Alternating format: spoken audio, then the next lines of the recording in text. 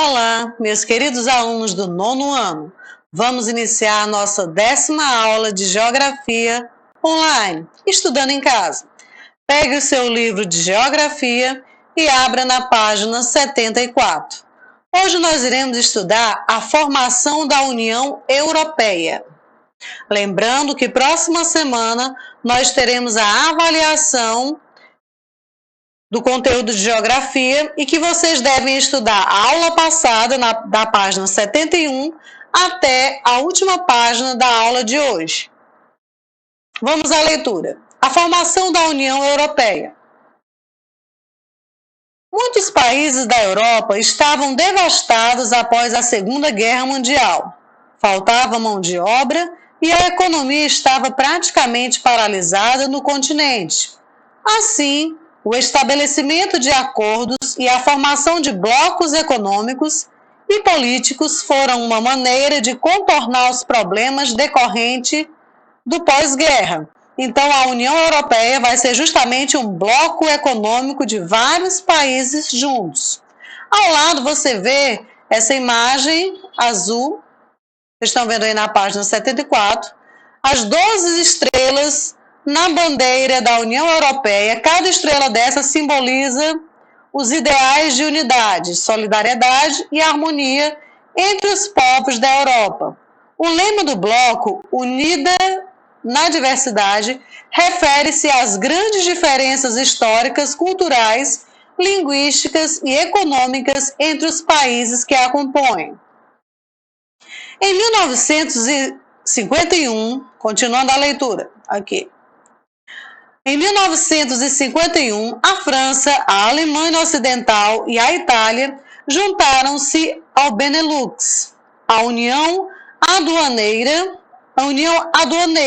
Essa palavra aduaneira significa um tratado entre países para adotar uma área de livre comércio com tarifas alfandegárias unificadas. Então, União Aduaneira é um tratado para unificar essas áreas de livre comércio.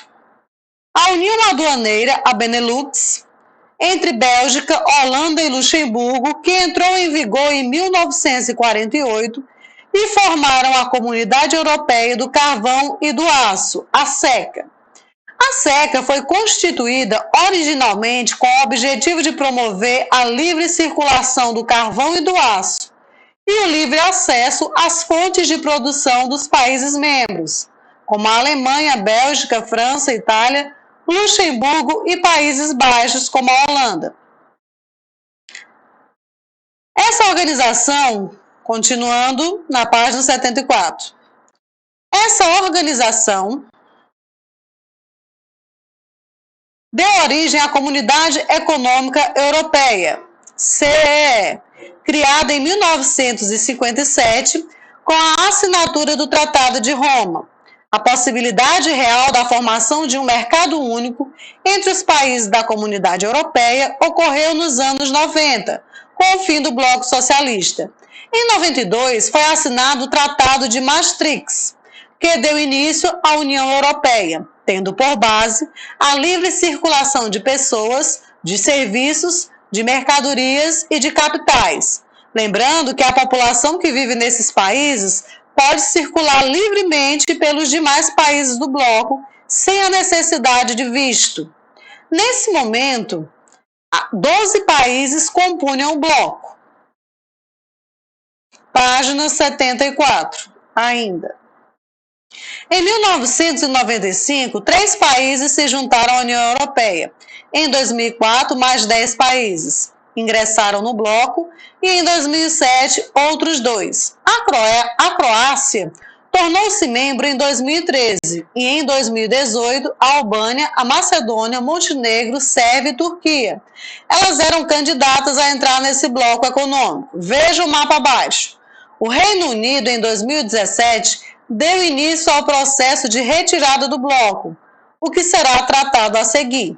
Aqui no mapa vocês estão vendo na legenda, né?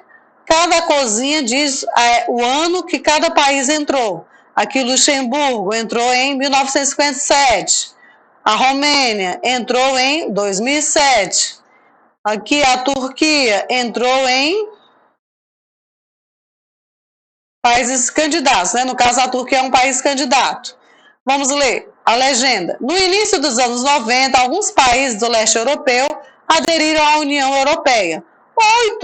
Outros ainda pleiteiam a entrada no grupo. A Rússia optou por não fazer parte dessa união, a fim de preservar seus interesses e ter liberdade para elaborar suas estratégias econômicas e políticas. Lembrando que não foi só a Rússia, a Noruega e a Suíça também não aderiram ao bloco da União Europeia. A zona do euro. Com o objetivo de facilitar e de fortalecer os negócios e a circulação de capitais e de mercadorias entre os países membros da União Europeia, foi proposta a adoção de uma moeda comum, o euro, que entrou em vigor em 2002. No entanto, alguns países do bloco, como a Dinamarca e o Reino Unido, recusaram essa proposta, mantendo a sua moeda local. Em 2018, dos 28 países que formavam a União Europeia, 19 faziam parte da chamada zona do euro, ou seja, estavam entre os países que adotaram o euro. As instituições políticas da União Europeia. Uma das principais características da União Europeia é a combinação de processos políticos e econômicos. Nessa unificação, os países cedem parte de sua soberania nacional para a construção de um espaço supranacional. A União Europeia é dirigida pelo Conselho Europeu, importante instituição que reúne os chefes de estados dos 28 países membros e realiza reuniões trimestrais ordinárias. O órgão legislativo da União Europeia é o Parlamento Europeu, outra importante instituição do bloco, formada por representantes dos 28 países membros, eleitos diretamente pelos cidadãos europeus. Página 75. Há ainda o Conselho da União Europeia, composto de ministros de estados dos países membros, cuja função é adotar as legislações específicas e planejar a coordenação política da União Europeia. O Banco Central Europeu tem a função de manter a estabilidade de preços e do sistema financeiro da União Europeia, além de cuidar da emissão de euros, que é a moeda da zona do euro, e de controlar a massa monetária da zona do euro. Em 1985, em Luxemburgo, foi criado o espaço Schengen, com o objetivo de promover a segurança e a livre circulação, tanto de cidadãos europeus como de pessoas de outros países, abolindo fronteiras internas entre os países signatários. Observe o mapa. Aqui você vê no mapa a legenda Estados-membros da União Europeia, que fazem parte do espaço Schengen, está aí nessa cor laranja. Todos esses países fazem parte do espaço Schengen. Em amarelo, países terceiros que fazem parte do espaço. E em vermelho, assim, vermelho rosado, Romênia, Bulgária, Irlanda, Reino Unido, são os Estados-membros da União Europeia que não fazem parte do espaço Schengen.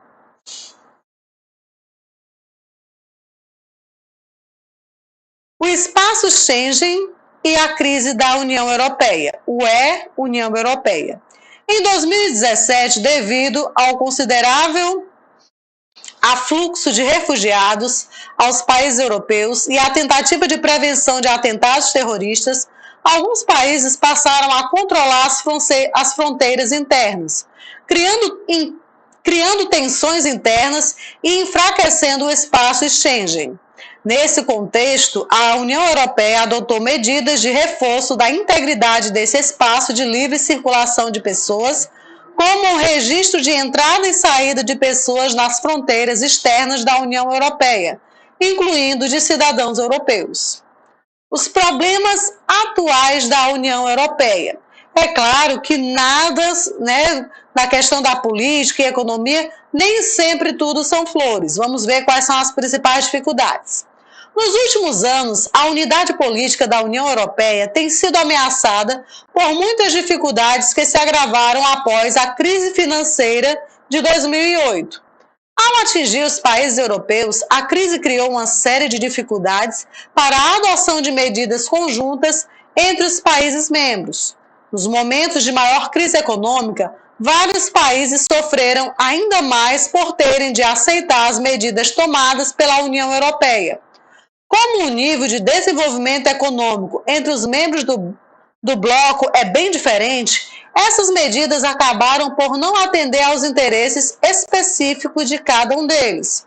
O desemprego, a instabilidade econômica e os cortes em gastos públicos tornaram a situação ainda pior para os países mais atingidos pela crise, como Portugal, Espanha, Grécia e Irlanda, nos quais ocorreram vários movimentos sociais exigindo uma alternativa viável para contorná-la, com a manutenção do emprego e dos direitos sociais da população.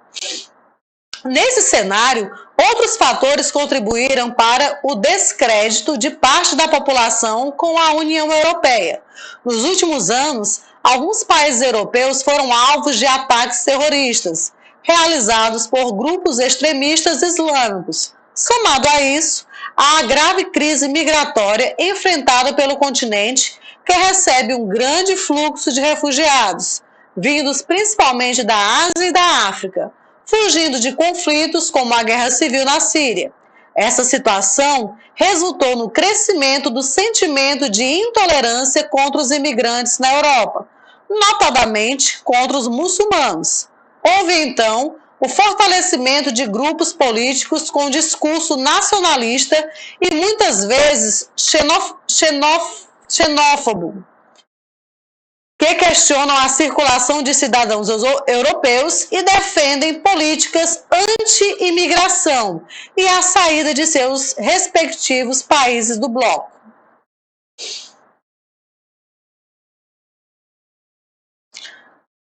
O maior problema a ser enfrentado pela União Europeia, no entanto, está relacionado à decisão de o Reino Unido retirar-se do bloco, movimento que ficou conhecido como Brexit, junção dos termos em inglês Britain e Exit, que significam, respectivamente, Grã-Bretanha e saída.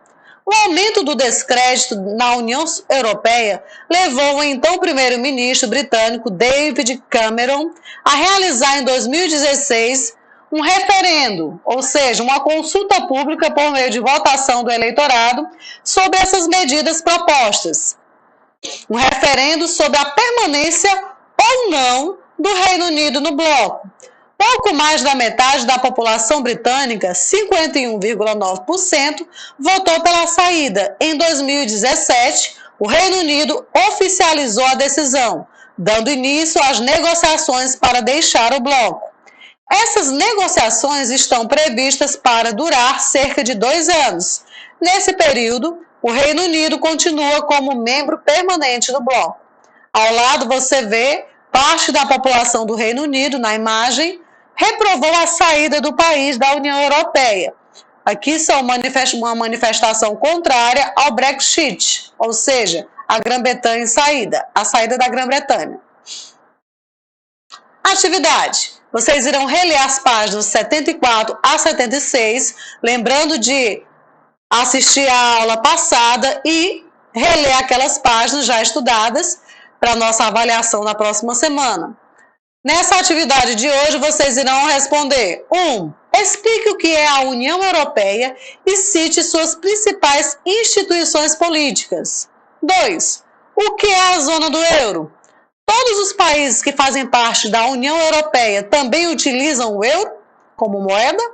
Explique. 3. Que fatores estão relacionados ao recente aumento do sentimento de descrédito de parte da população com a União Europeia? De que modo esses fatores ameaçam a integridade desse bloco? Terminada a atividade, envie a foto para o meu WhatsApp. Não esqueça de copiar as perguntas e as respostas de caneta azul, preta ou vermelha. Não esqueça também que essas atividades garantirão o sucesso da sua aprendizagem. Todas as atividades fazem parte da nota AP2. A pontualidade na entrega das atividades é o AP1. E a nossa avaliação, que será a próxima semana, é o AP3. Neste momento, eu finalizo mais um Estudando em Casa e aguardo a sua atividade.